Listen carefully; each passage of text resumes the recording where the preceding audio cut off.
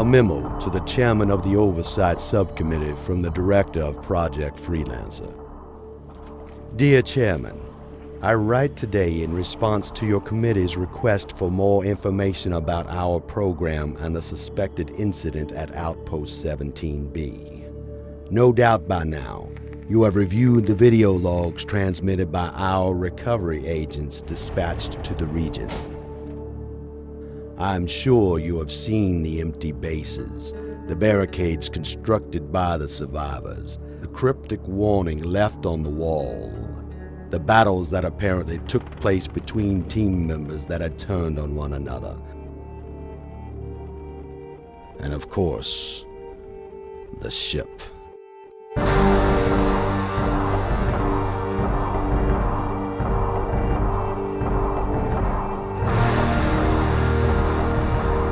While we cannot say for certain, I share your concern we have an unfortunate post-project scenario taking place. However, I take exception to your assertion that we were warned this was a possibility. I would like to remind the subcommittee members that anything is possible. Some things are probable. This is what is. And my agency, as it always has, will continue to deal with what is until it is no more.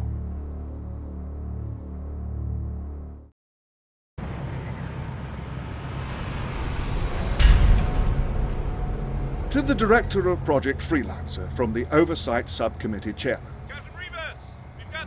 Dear Director, I want to thank you in advance for your openness in response to our subcommittee's request for more information.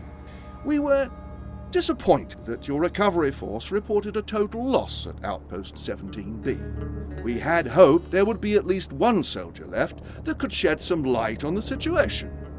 I know that your agency has enjoyed a high degree of freedom with very little scrutiny in the past few years. It is not our intention to disrupt such a progressive military program, but instead to find a way we can work together in a manner that befits all our responsibilities. I am certain that you will agree, and we look forward to making this review process as painless as we possibly can. A response from the Director of Project Freelancer. Dear Chairman, while I am obligated to assist your investigation, I ask that you not waste my time with irrelevant questions. My agency is normally unconcerned with such minute directives as troop reassignment, except, of course, in the most critical of matters.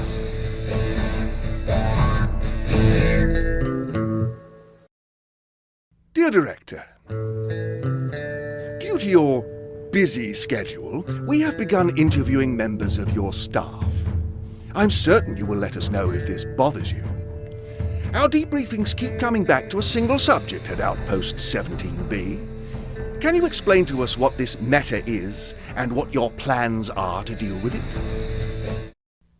Dear Chairman, rest assured we have this situation under control. While the matter is proving to be an elusive enemy, our recovery agent is already closing in on it. I expect this incident will reach a conclusion soon, and I will be able to return to my research, hopefully without further interruption. Dear Director, we can all understand that a shift from autonomy to oversight can be a difficult adjustment for anyone, but especially someone of your standing. In that spirit, we have attempted to accommodate your brief explanations to our serious inquiries. Nonetheless, I feel compelled to inform you that even our trust has its limits. Dear Chairman, the Meta is nothing more than an entity seeking to increase its power in these confusing days after the war. From my perspective, that seems to be a very common occurrence at the moment.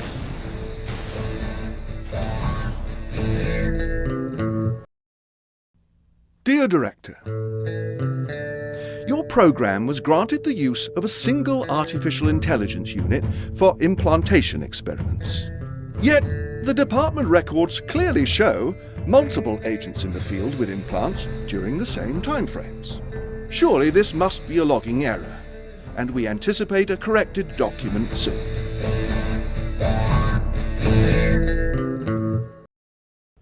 Dear Chairman, I understand your concern that increased activity would bring increased risk. However, our fail-safes are simple but foolproof. A dead or dying agent's beacon automatically notifies our recovery team, and we will be on the scene immediately to secure all the military's property. Dear Director, I feel you're avoiding the question. If this target was already in possession of an AI unit, how was he able to secure an additional unit from Agent South? Would not that verify, as we indicated earlier, that your program now runs experiments with more than one artificial intelligence? If so, where did these additional AI come from? And more importantly, how did your agency procure them? Dear Chairman, our records in this matter are impeccable, and I will refer you to them. It is true that we were granted the use of only one AI program, yet with special permission to conduct our experiments. That is all we were allowed to do, and that is all we have done. Of course, I am sure that you will agree that the core mission of any scientific endeavor is to find creative solutions to unexpected problems. Dear Director, do your creative solutions include the circumvention of the safety protocols that every member of the military must follow? If they do not, then I fail to see how an enemy has managed to secure not one, but several of your experimental AIs. The protocol is not a guideline, dear Director. It is doctrine, and no one is above its rule. Dear Chairman, I too hold the protocol in the highest regard. The doctrine kept us all safe during the Great War. If you are insinuating, sir, that we violated it in any way, or that we were derelict in our duty to the military, well then I suggest you be direct and tell me exactly how we did so. Dear Director, our laws are not designed to outline every possible infraction that may take place. However, the spirit of the law is clear. Blatant disregard for the safety and well-being of our citizens in any form will always be a punishable offense, regardless of how well or by whom that offense has been justified. Dear Chairman, sir, while I appreciate your concern, allow me to correct you in one area. I value all our subjects' well-being, but I revere above all else our ability to continue as a species, our ability to survive, and no committee, no bureaucrat will ever convince me otherwise. Dear Director, please do not attempt to recast this investigation as some type of personal vendetta. Our questions to this point have been fairly standard. Your reactions have not. As such, we have secured all your records and logs by the authority granted us by the UNSC.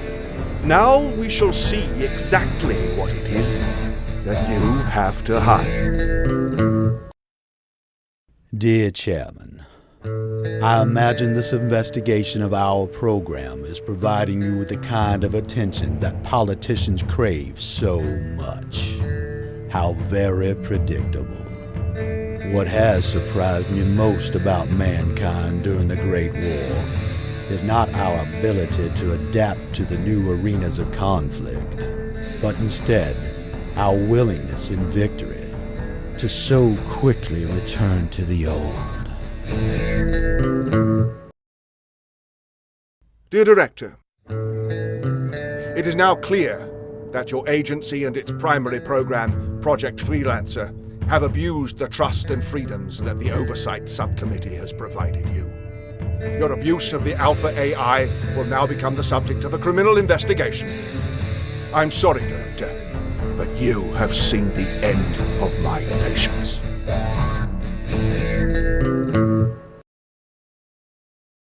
Dear Chairman, I don't give a damn about your committee and its opinions on my work. Have you forgotten, sir, we were at war? A fight with an alien race for the very survival of our species? I feel I must remind you that it is an undeniable, and may I say a fundamental quality of man, that when faced with extinction, every alternative is preferable. To the Director of Project Freelancer, I write to inform you that by the authority of this subcommittee, officers have been dispatched to place you under arrest, and we expect your full cooperation. Congratulations are in order, I suppose. When they write the new morality protocols for dealing with AI, I'm certain they will name entire sections of the doctrine after you. It seems that you will earn your place in history after all, dear Director. Dear Chairman, I am disappointed by your decision to press charges, but I am not surprised. My only hope is that the courts will see the matters differently than you have. You see, I never had the chance to serve in battle, nor did fate provide me the opportunity to sacrifice myself for humanity as it did for so many others in the Great War. Someone extremely dear to me was lost very early in my life. My mind has always plagued me with the question, if the choice had been placed in my hands, could I have saved her? The memory of her has haunted me my entire life, and more so in these last few years than I could ever have imagined. But given the events of these past few weeks, I feel confident that had I been given the chance, I would have made those sacrifices myself, had I only the chance. I know that you disagreed with my methods and that others will as well. This is beyond my control. However, I cannot imagine that any court would be able to convict me, no matter how low their opinion of my actions might be. You must understand one basic fact for all this to make sense, my dear Chairman. These AI, they all come from somewhere. They are all based on a person. Our Alpha was no exception. And while the law has many penalties for the atrocities we inflict on others, there are no punishments for the terrors that we inflict on ourselves. So you send your men. They won't find themselves a fight. They'll only find an old man tired, but satisfied he did his duty. An old man weary from a mind more filled with memory than it is with hope. Okay. Time to see if this works. Sincerely yours, the former director of Project Freelancer, Dr. Leonard Church.